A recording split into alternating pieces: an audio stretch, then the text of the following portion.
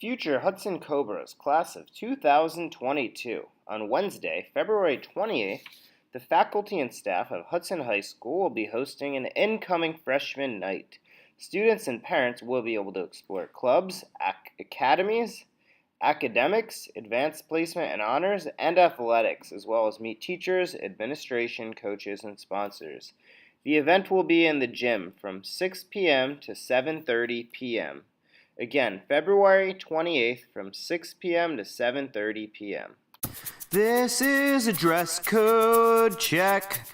Please pan your room for the following concerns. Shorts, skirts, and dresses 4 inches above the knee. No one's wearing muscle shirts, spaghetti straps, or tank tops, 'cause we don't want to see that. Please put away any hats or inappropriate head coverings. Please check all students are wearing shoes.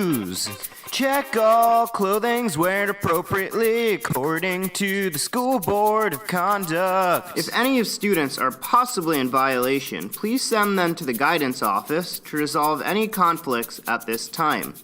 Guidance will go ahead and make any dress code decisions. The first thing I want to talk about is a topic that's on a lot of people's minds, and that's the recent school shooting in South Florida. A lot of students have come to us as staff members and said, how can we express ourselves? How can we contribute to the solution and not be part of the problem? So one of the things we would like to do here at Hudson Middle is have everybody wear maroon or silver on Wednesday of next week.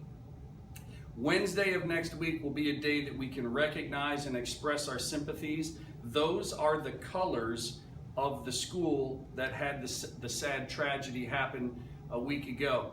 So on Wednesday, if you would kindly, and if you'd like to participate, wear maroon, which is our school color, of course, or silver. That would be just great, and that's a way that we can express our sympathies and show a little solidarity, a little togetherness with that tragedy and those students that are still suffering from it. So that's the first point of information I'd like to give you this morning. The second thing I want to talk about is dress code. I know everybody's excited, right? Let me say this about dress codes in schools. Every school has one. That's a fact of life. The other thing I want to emphasize with the dress code is everyone has one. That's also a fact of life. So for example, if you were on a work site in a construction job or something like that, there would be a dress code. It would be steel-toed boots and maybe a helmet, jeans, overalls, things like that. If you worked for a pest control company, they would ask you to have a dress code for that. If you worked on an airplane and you were the pilot or the stewardess, there'd be a dress code associated with that. So one of the reasons schools have dress codes is because dress codes are associated with jobs later. Every job in the world has a dress code, unless of course you're probably working from home. So we try to prepare kids for college careers and later in life, and so that's a point of emphasis. The other reason we have a dress code is to keep the school safe and not distracted from the learning that should really be happening in a school. So again, in light of recent events in schools, you may have noticed a lot of staff walking around asking you to remove your hoods. The reason we're asking you to remove your hoods is so we can see your face. Now, I can tell you as a classroom teacher, I didn't like hoods in my classroom because I want to see your ears. I want to make sure that if I'm talking or one of your classmates is talking, you're listening, because listening is an important element to learning. But having said that, we'll appreciate it if you would kindly keep your hoods off. That would be step number one. The other thing is we have stairs, and so wearing shoes that don't have a back to them, something like slides, pose a certain safety risk here on our campus. So that's going to be something that we're going to emphasize. Now, we don't want to shock anybody. These are rules that have been in place all year, but admittedly, there are certain staff members that have been a little lax with it. So on Monday, there'll be a renewed emphasis of the dress code, and that is because we have to do everything we do as a school to be the most dynamic school we can be.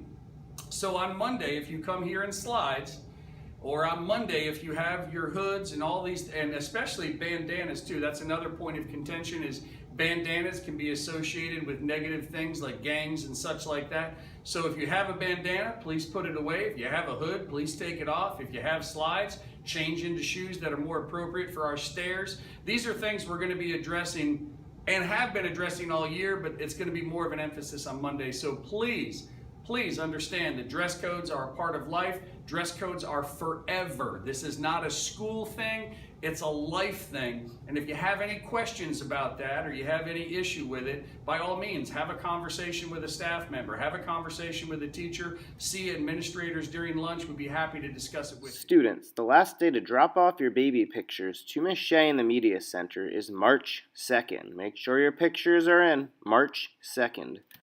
Are you looking for a Valentine's Day companion? Well, come by the Media Center and have a blind date with a book. The books will be here until the end of the month.